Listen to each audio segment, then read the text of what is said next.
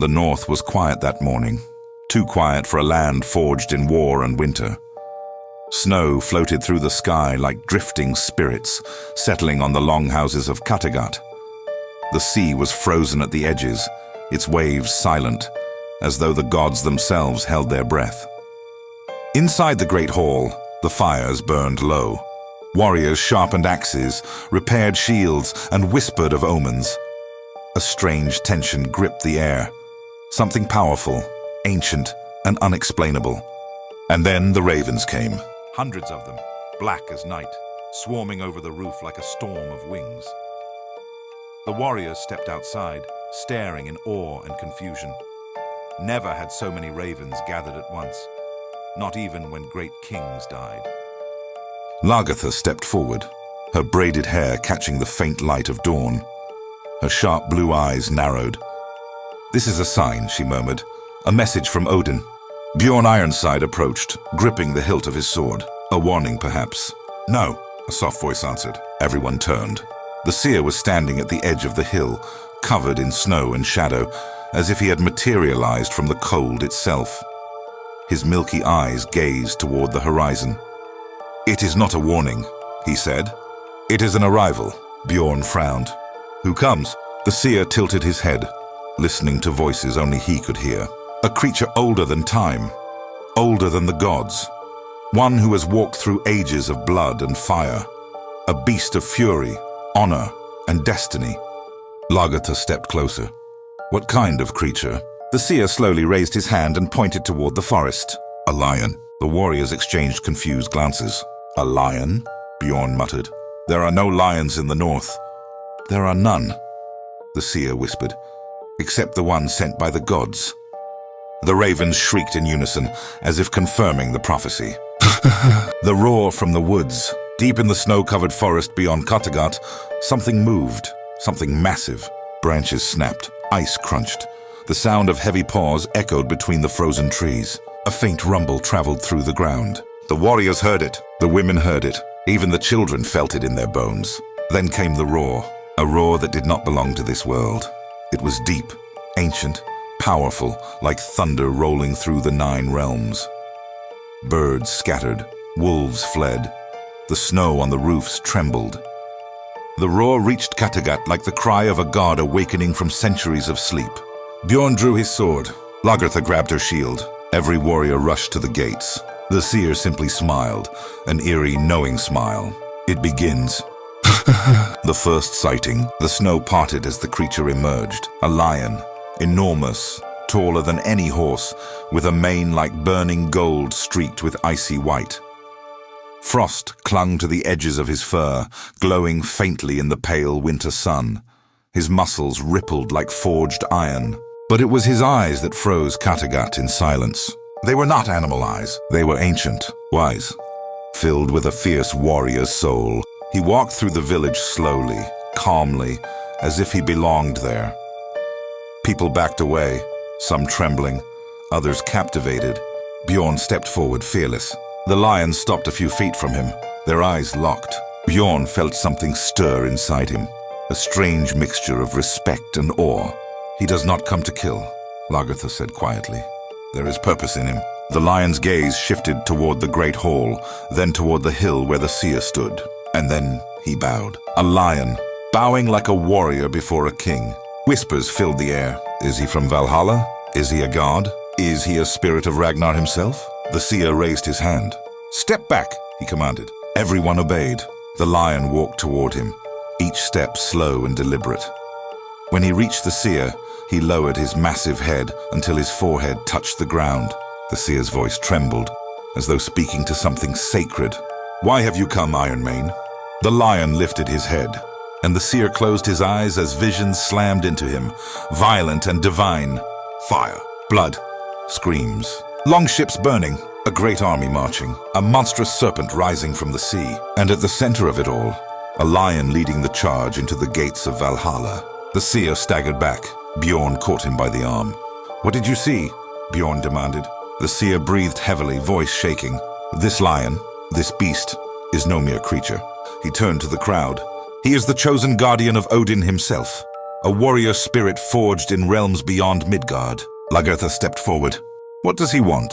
The seer's voice darkened. He has come because war is coming, a war greater than anything the North has seen, and without him, Kattegat will fall. The villagers gasped. Warriors gripped their weapons tighter, but Bjorn stared at the lion with a fierce, burning curiosity. If he is a warrior, Bjorn said, then let him fight. The lion's ears twitched. He stepped closer to Bjorn, so close Bjorn could feel the heat of his breath. Instead of attacking, the lion turned his massive head and roared at the sky. A war cry, a call to the gods. The wind howled, snow spiraled upward. Flames inside the longhouse flickered violently. The lion's roar felt like a promise. War was coming, and he would stand with them. The warning from the gods.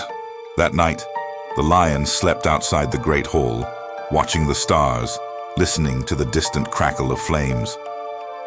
But inside, the leaders of Kattegat gathered: Bjorn, Lagertha, Torvi, Ubbe, Hvitserk, and the seer. A map lay across the table. The lion shows loyalty, Ubbe said. He could be a powerful ally, or a dangerous curse, Hvitserk muttered. No, Lagertha said firmly. The gods sent him. The seer nodded slowly. He is Valhalla's lion, chosen of Odin, born not from nature but from prophecy. The smoke of battle still hung in the air, thick and heavy like the breath of ancient beasts.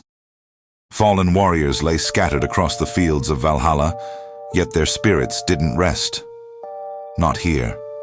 Not in the realm of eternal war. At the center of the ruined battleground stood the lion, mane burning with golden embers, eyes fierce with unbroken pride. He had survived the first assault, but this was only the beginning. The shadow of Ragnarok. A strange stillness settled across the valley. Too quiet, too cold. The Vikings, men who feared nothing, tightened their grips on their axes as a chill scraped across their skin. Bjorn Ironside stepped forward. His armor was cracked, his breath heavy, but his voice didn't break. Lion, he said quietly, something awakens. The lion turned his head toward the distant mountains, ears twitching. Then the earth trembled, not like footsteps, not like thunder, but like the heartbeat of something colossal. Jörmungandr, the world serpent. Whispers spread among the warriors. If the snake rises, the end begins. Ragnarok wasn't supposed to come yet. What have we awakened? Lightning split the sky in half. The lion growled, a low, deep warning that vibrated through the warrior's bones. A message from Odin. A raven landed on a shattered shield, its feathers jet black and eyes burning blue. It spoke with Odin's voice. The serpent stirs. The balance breaks. The beast must choose. The lion lifted his head proudly. The raven continued. Battle alone, or lead the warriors of Valhalla. A hush fell. Every Viking stared at the lion. They had seen him fight. They had seen him bleed. They had seen him rise stronger every time he fell. Still, he was a beast. Could he truly lead them? The lion stepped forward. His roar swept across the battlefield like a storm of thunder. Axes rattled. Shields quaked. The dead mountains echoed his fury. The raven nodded. The gods have decided. He will lead. The Vikings shouted in unison. Hail the Lion of Valhalla. Their voices shook the clouds. The road to the world end. They marched together, Vikings and lion, across the blood-red plains toward the edge of the realm where the serpent stirred. Every step brought heavier air, darker sky, colder wind. The lion walked ahead, fearless, glowing like a flame in the growing darkness. Ragnar Lodbrok moved beside him. You are no ordinary beast, Ragnar said quietly. Some of the men think you are a gift from the gods. The lion's only answer was a slow blink as if saying, the gods do not control me. I am my own legend. The coming of the serpent. When they reached the broken cliffs overlooking the endless sea, they saw it. The ocean boiling, the sky splitting, the horizon rising like a living mountain. Then, Jörmungandr breached the surface. Its head alone was larger than 10 longships. Its eyes glowed green with poison. Its body coiled endlessly beneath the waves. Vikings stumbled back in fear. Some dropped their weapons. Some whispered prayers. Only one did not tremble. The lion. He stepped forward to the cliff's edge, mane whipping in the toxic wind. His claws dug into the stone. His roar shook the sea itself. The serpent hissed, venom burning holes into the rocks. For a single moment, the two titans stared at each other. Ancient warrior, eternal beast. The serpent lunged, The lion charged, and the world exploded into chaos. The fall of Valhalla's gate. The first impact cracked the cliff in half. The lion rolled across the stone, then leaped back to his feet. The serpent's tail slammed down, destroying the ancient gate that guarded Valhalla. Sparks and shattered runes flew through the air. Ragnar shouted, "The gate is breached. Valhalla is open." The Vikings rushed forward to protect what remained. But the lion did not fall back. He moved forward, toward the serpent, toward death, toward destiny, toward the battle only he could win. Lightning wrapped around his body. His eyes burned gold. His roar grew louder, deeper, like the voice of a god rising through him. The serpent hesitated. Even Ragnar felt it. The lion was transforming, becoming something more, something divine, something unstoppable. The awakening. As the serpent reared back for the killing strike, a golden shockwave burst from the lion's chest, blasting the air with the power of a sun. The Vikings shielded their eyes. When the light faded, the lion stood taller, brighter, radiant with furious energy, an awakened guardian, a divine warrior, a true god-beast of Valhalla. He opened his mouth and roared, a roar that tore open the sky, a roar that shook the serpent's bones, a roar that called the gods themselves. It was the roar that would shape destiny. The sky above Valhalla tore open like a burning wound. A blinding column of golden fire erupted through. The clouds, as the Lion of Valhalla, now fully awakened, rose from the battlefield. His mane crackled with streaks of thunder, glowing like molten sun metal. Every step he took made the ground vibrate, and even the bravest warriors felt their knees weaken. The final battle had begun.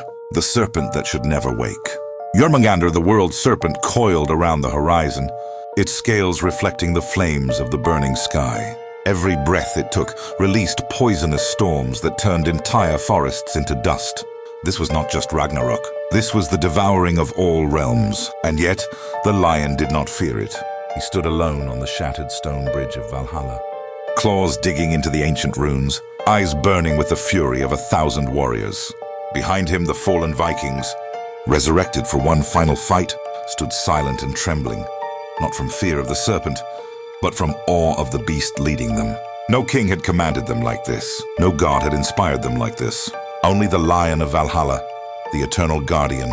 The Viking spirit ignites. Ragnar Lodbrok stepped forward, gripping his axe. "Lion," he said, voice trembling, "lead us, and we will follow you to the end of the worlds." The lion bowed his head.